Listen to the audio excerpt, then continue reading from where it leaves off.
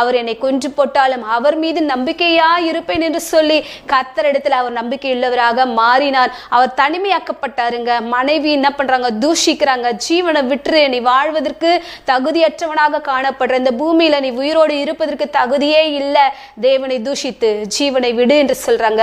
அந்த மத்தியிலும் அவன் என்ன பண்ணலனா கர்த்தரை குறை சொல்லவே இல்லை, பாவம் செய்யவே இல்லை, கர்த்தர் மீது நம்பிக்கையோடு இருந்தா. இந்த நகோமி தனிமையாக விடப்பட காரணம் தேவ சமூகத்தை விட்டு விலகி போனது நிமித்தமாக.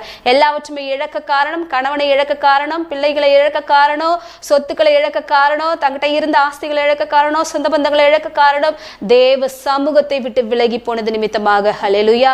இந்த வேளையில கூட கர்த்தர் உங்களுடைய வாழ்க்கையில ஒரு சிறு குறைவுகள் ஏற்பட்டு இருந்தாலும் அதை மாற்ற அவர் வல்லமையுள்ளவர் என்று சொல்லி அவரை நீங்கள் அண்டிக் கொள்ள வேண்டும். இந்த யோபுவை போல, ஆண்டவரே நான் உம்மை பற்றி கொள்ள எனக்கு உதவி செய்யுங்க. யோபுக்கு எவ்வளவு கஷ்டம் பாருங்க. வைத்திருந்த எல்லா வித சொத்துக்களை இழந்தாரு.